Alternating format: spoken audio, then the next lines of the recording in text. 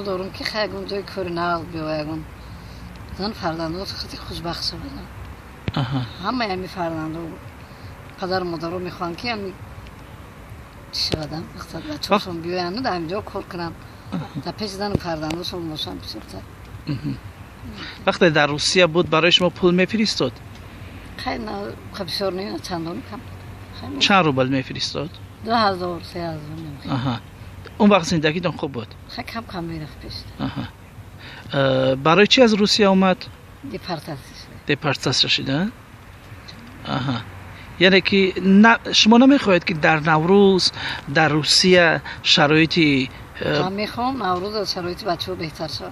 یعنی که باز دوباره تاونم برگشته. اگر شرایطشون خیلی بهتر شد. بله. از زندگیتون چه خیلی پیش میبرید؟ خب پنسیون میگیرم اولکم. خودم کار کردم. نفقه شوهرتون نفقه خودتون چقدر است؟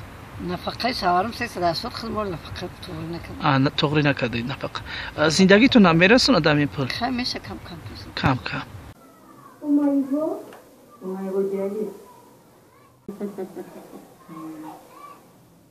من همچون مادری مثلا 5 فرزند بود بچه ما در روسیه مهاجر هستم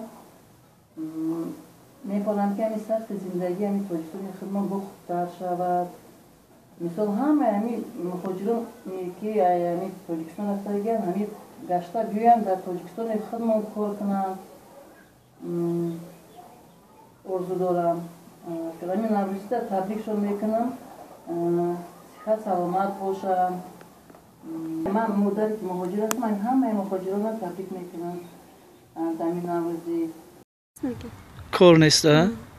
شما چی تمنای نوروزی داره در نوروز که مردم آرزوهای نیک میکنن شما چی آرزو داره میخواهید چی مشکلشون حل شود اونجا؟ خیلی میخوایم که کار کنم زندگی خوب شود زندگی مون نقش شود شوهرتون در کدام شهر روسیه است؟ مسکو. چی کار میکنه در اونجا؟ هر کار میکنه من استرویکا میروم هر جا کار میکنم در هم چقدر روان میکرد؟ پول؟ هم فقط 5 تایی 10 تایی رو 5 تایی 10 تایی حاضر زنگ میزنه چی میگه؟ باز میگه کار نیست کار کردیم اویلینگ نیست میگه که اویلینگ شد اویلینگ نیست؟ چند ماهی بیکار است؟ نه یک ماه شد چون یک ماه بیکار است همون 5000 که شوهرتون روی میکرد برای چند کودک میرسید؟ چند فرزند دارید شما؟ 4 تا دارم 4 تا؟ خیلی میرسه با خودم کار میکنم خودم شما هم کار میکنید؟ خیلی میرسه فقط خوردنی ده خوردنی ده نوروز است مردم آرزوهای نیک میکنن آرزوی شما برای مهاجران چی است؟ برای شوهرتون که سالها در روسیه کار میکنه چی آرزو دارید؟ خیلی آرزو میکنم که صحت سلامت باشه کار کنه پول روی کنه